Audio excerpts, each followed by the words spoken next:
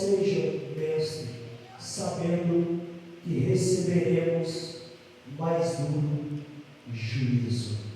Como estamos, Senhor Deus e Pai, diante da Tua palavra lida? Meus irmãos, na terça-feira passada, nós começamos um estudo dentro da carta de Tiago.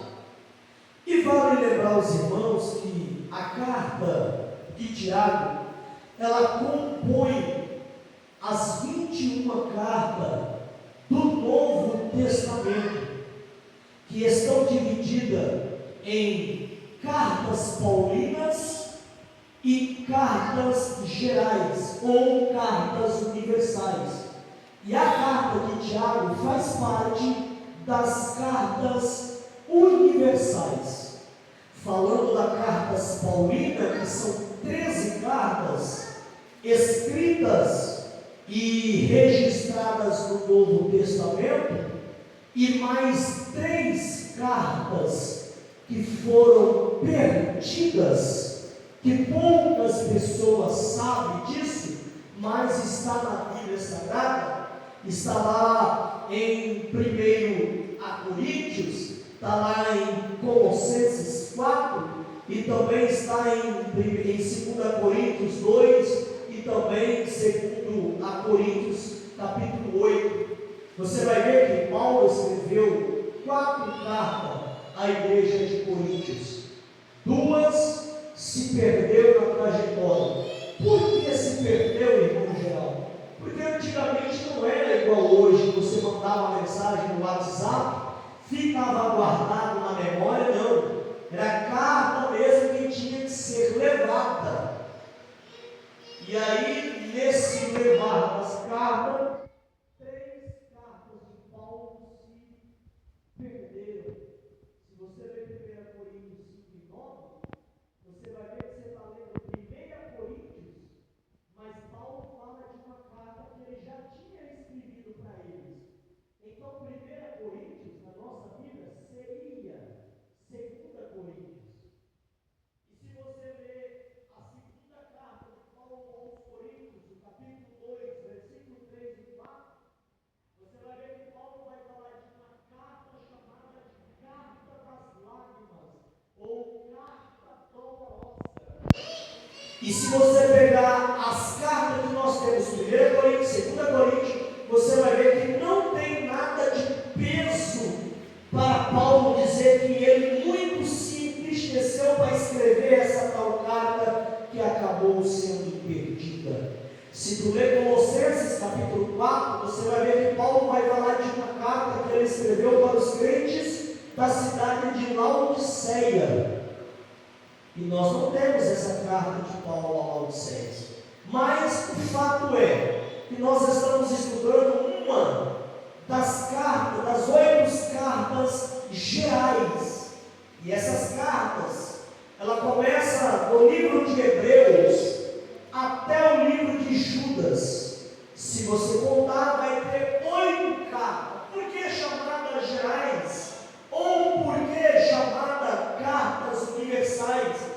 Porque foram cartas que foram escritas não como o apóstolo Paulo escreveu para uma pessoa, não como uma carta que Paulo escreveu doutrinária, tratando de um assunto específico. Foi cartas que foram escritas para crentes que estavam esparramados em todo o canto da terra por causa da grande perseguição que a igreja primitiva estava passando. E Tiago é uma dessas cartas. Como ele era pastor de Jerusalém, como já falamos na terça passada, uma coluna da igreja, ele sentiu a necessidade de escrever para que essa carta pudesse ser lida para os irmãos dispersos por causa da perseguição. Vale lembrar que Tiago, ele, ao escrever essa carta, ele usou como fonte de inspiração, claro, primeiro o Espírito Santo.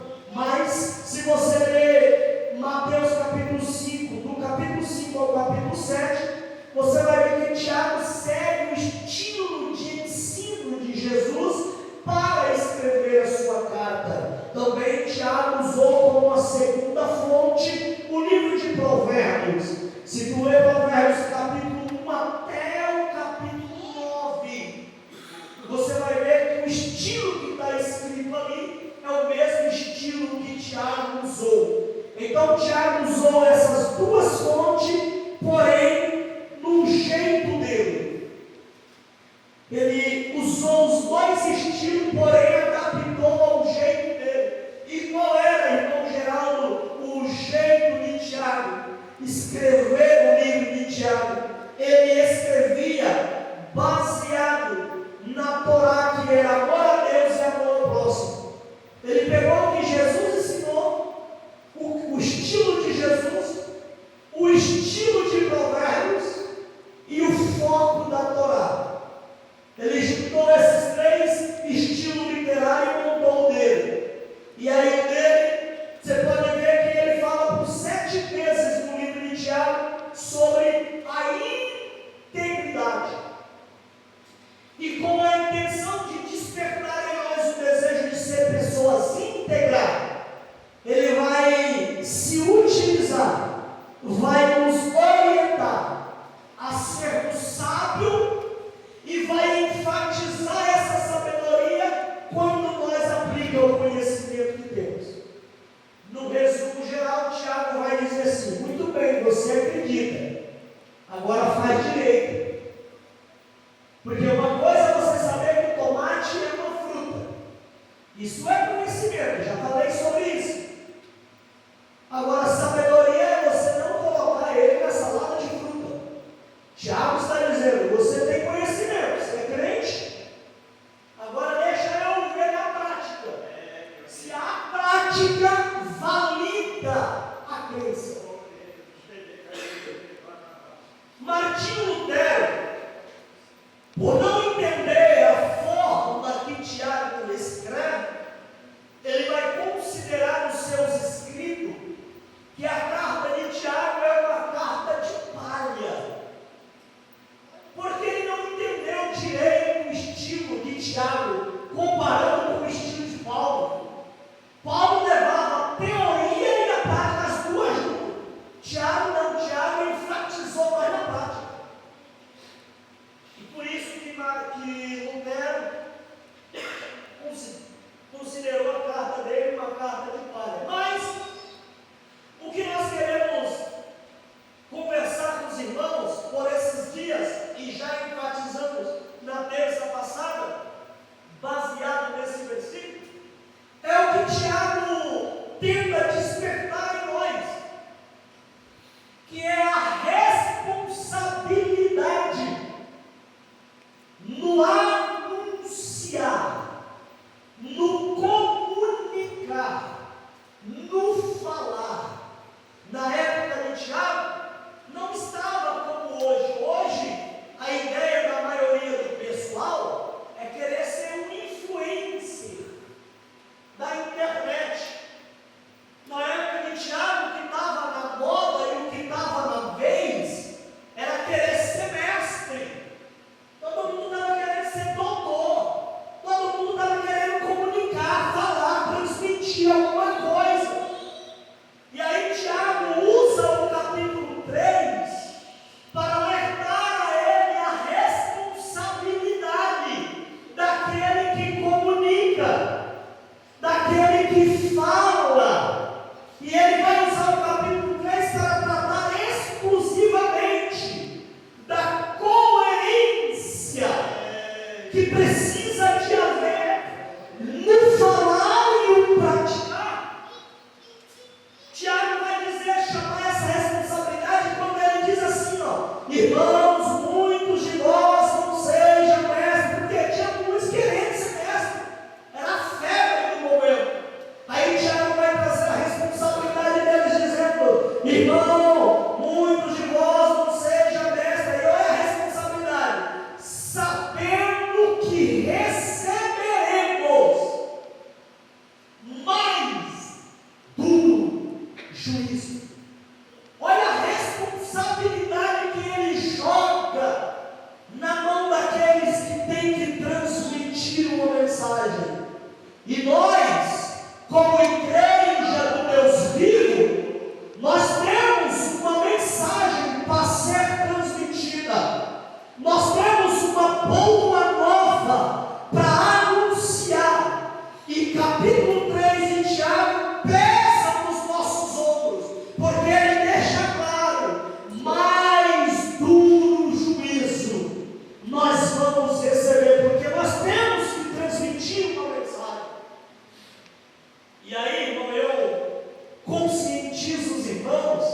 neste ensino não é apenas pregar.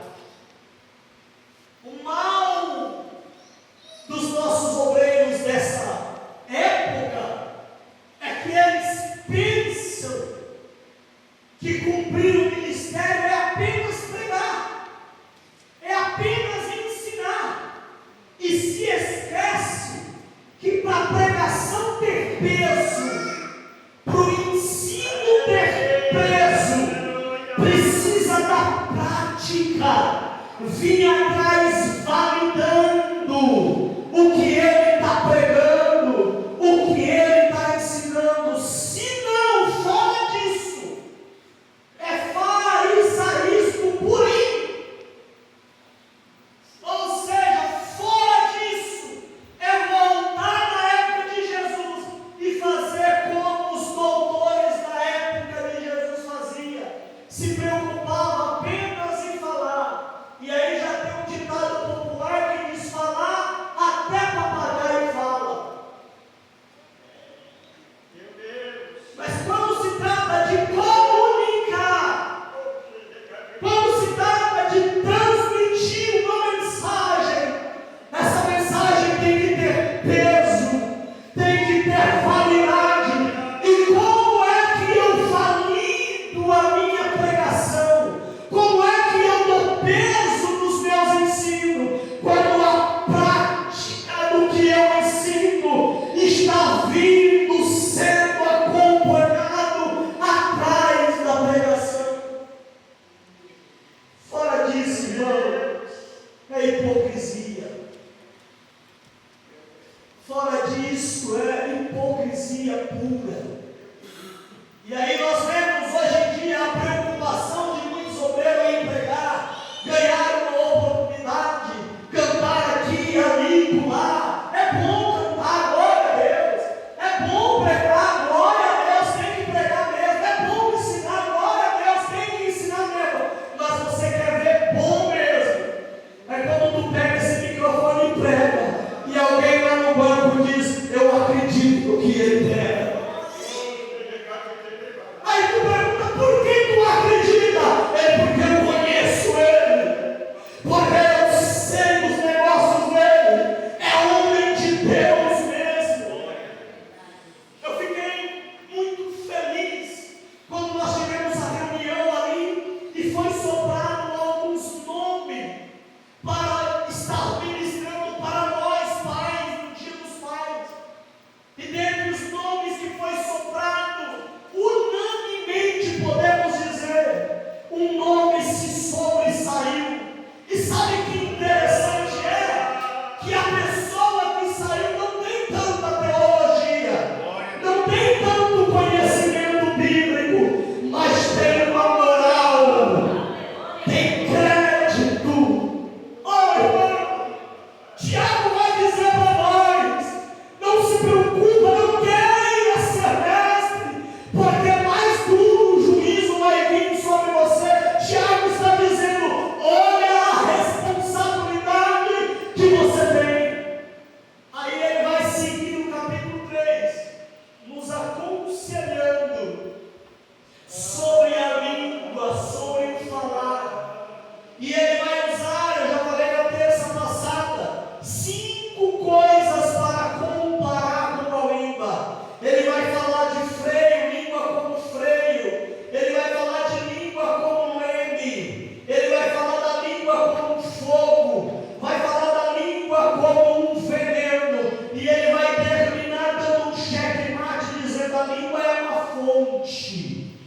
E dessa fonte não tem como jorrar 2 tipos de água. E aí eu havia falado com os irmãos que eu ia falar sobre pecados cometidos com a língua, que precisamos evitar, cuidar para não cometer esses pecados. E eu anotei aqui vários pecados que são cometidos com a língua, e nós vamos entender um pouquinho mais desses pecados cometidos com a língua, para nós não cometer eles. Para nós não cometer eles. E vale lembrar que o português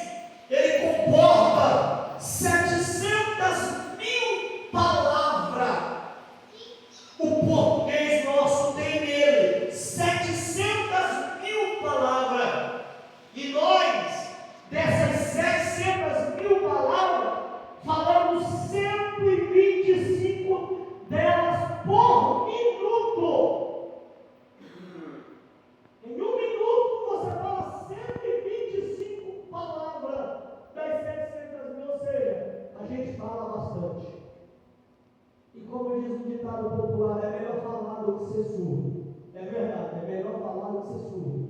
Mas melhor ainda é você falar direito.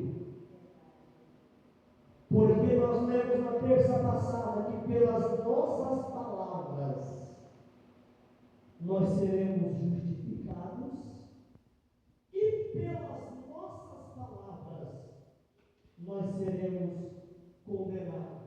E lemos ainda na terça passada, só para dar uma clareada na mente, que o poder da vida e da morte está na palavra. E enfatizamos ainda que a causa de muitas pessoas hoje estarem desviadas da igreja, morta espiritualmente, a maioria dela é por causa de palavras mal colocadas, palavras mal ditas. E aí tem uns crentes que, por falta de sabedoria, dizem: não, irmão, se for verdade, tem que falar mesmo. Sim, irmão, tem que falar a verdade, mas falar na hora certa, com a pessoa certa, e tem que ser falado pela pessoa certa. Não é simplesmente chegar e falar, porque se tu simplesmente chegar e falar, tu mata. Já pensou chegar na mulher e falar assim: irmã, a tua mãe morreu? Tu mata ela.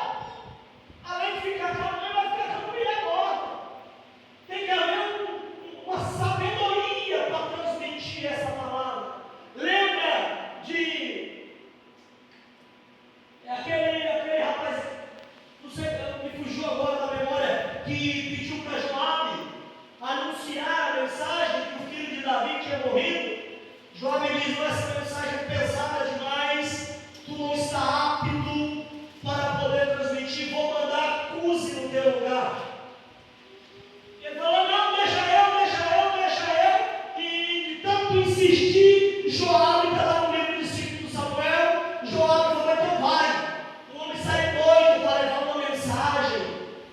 Chegou perante o rei Davi, não tinha mensagem, coisa nenhuma, não resolveu, foi nada, foi só perda de tempo. Assim, irmão, lamentavelmente, existe muitos obreiros hoje que a igreja não tem prazer de ouvir. Estou falando de conhecimento de causa. Tem obreiros que a igreja não tem prazer de ouvir. Por quê, irmão? Porque perdeu-se com o falar, se perdeu nas palavras, falou o que quis, e tem um ditado que diz que quem fala o que quer, ouve o que não quer. Então não é apenas a igreja, eu tenho uma mensagem de Deus, não é apenas ter uma mensagem de Deus, é saber qual é a hora que Deus quer que você entrega, é saber qual é o momento exato, é saber como Deus quer que você entregue. Precisamos de estar atento a isso. Então existem muitos pecados que a gente comete com a fala, com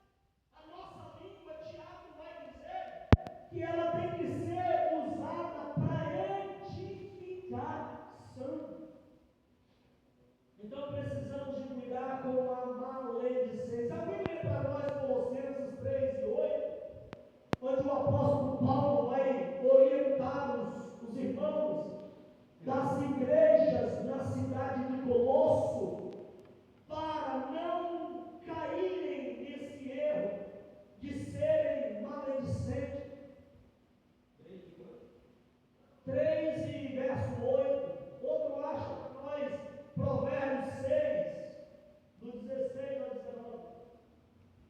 Colossenses 3, verso 8. Mas agora despojai-vos também de tudo, da ira, da cólera e da malícia, da maledicência e das palavras fortes da vossa boca. Olha só, Paulo dizendo, despojai, ou seja, joga fora a maledicência. Paulo está dizendo, para de falar mal. Porque tem gente que só fala mal, irmão. Só sabe falar mal, só sabe injuriar o coitado do irmão. Então temos que despojar desse mal que é cometido com a língua. Outro conselho, outro pecado que é cometido, irmão, pela língua.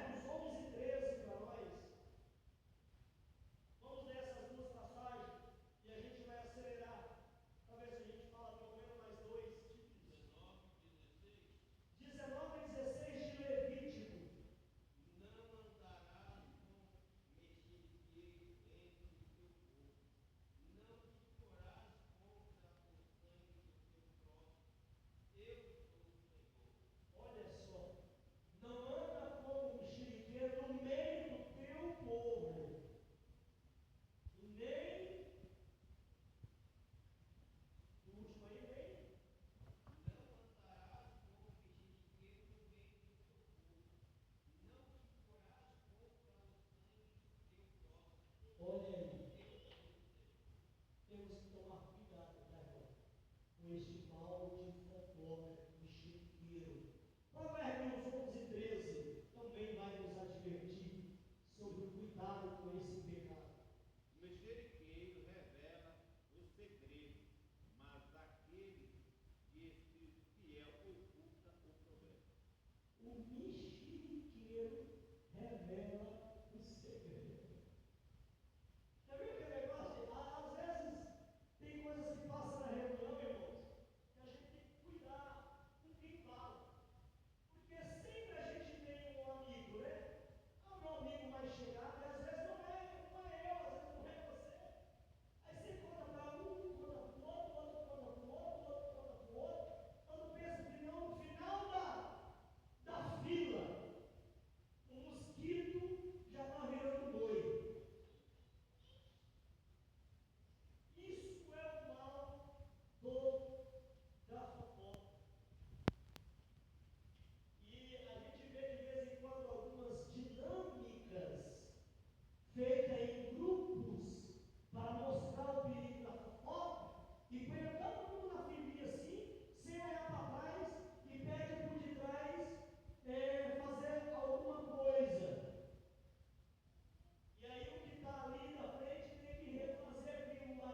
Aí o que está na frente, o último de trás, bate no da frente só o que está na frente dele vira.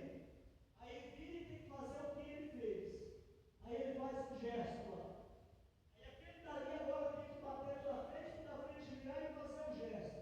Aí quando pensa que não, lá no final da fila, aquilo já está completamente diferente. Isso é o mal do chiqueiro. Ele não guarda segredo, ele espalha mesmo. Cuidado, né, irmão? Cuidado com esse tipo de pessoas que chequeira, que fala mal do próximo com o intuito de prejudicá-lo e não de ajudar e não de levantar. Vamos para mais um pecado cometido com a língua para a gente poder dar uma acelerada. Esse pecado aqui, irmão, esse pecado aqui levou o povo de Israel morrer no deserto e pagar um preço muito alto. É a murmuração. O que é murmuração, irmão Geraldo? É resmungar baixinho contra. Deixa eu falar um segredo aqui para os irmãos. Irmãos, ninguém é obrigado a concordar com tudo que eu falo, com tudo que eu prego. Ninguém é obrigado a me engolir à força.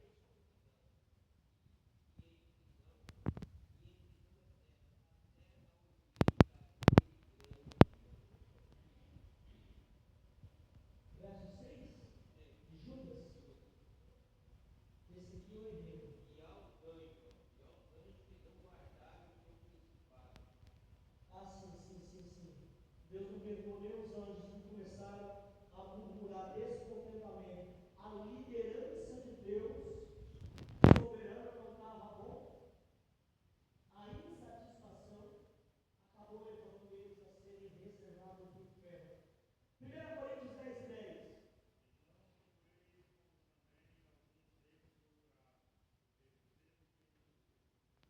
Olha só, e pereceram pelo desfruto. Cuidado, irmão. A murmuração abre brecha o destruidor levar você a perecer. Então, cuidado com a insatisfação. Nada está bom. Nada está bom. Nada está bom. Então, cuidado com esse tipo de pecado. Ainda, eu anotei aqui Mateus, capítulo 5, 22, 1 Pedro 3, 9, Provérbios, e Mateus 31, Mateus 18, e inúmeras passagens bíblicas falando do perigo deste pecado de murmuração, que é um pecado, tá, irmão? Murmuração, resmungar baixinho no português mais claro, resmungar mais contra, e no português mais apurado, descontentamento, insatisfação, queixa. Então, cuidado com a murmuração. Para nós finalizar, irmão, mais um pecado cometido pela língua é a ofensa. Irmão Geraldo, o que significa ofensa? Conforme diz lá em Mateus capítulo 5, verso 22. Ofensa significa insultos. Aí tem uma palavra bonitinha que eles colocaram hoje na era atual para a ofensa, o tal do bullying. Estou sofrendo bullying. Bullying nada mais é do que ofensa. Se você buscar o significado de bullying, a pessoa está ofendendo. O que mais significa? Ofensa, racismo, xenofobia, humilhar e ferir o próximo, em português mais simples. Ofensa significa humilhar e ferir o próximo. E quantos próximos tem por aí, irmão? Ferido por palavras. Você pergunta para os diabos, o que aconteceu? Ele já tem por costume arrumar uma desculpa, né? Fulano falou assim, fulano falou isso, fulano fez tal comentário a meu respeito. Cuidado com as ofensas, tá? Porque é um dos pecados cometido com a língua. Está lá no livro de 2 Reis, capítulo 19. Lê só a epígrafe, 2 Reis 19, só o texto geral, para a gente dar uma pincelada no todo. A epígrafe de 2 Reis 19.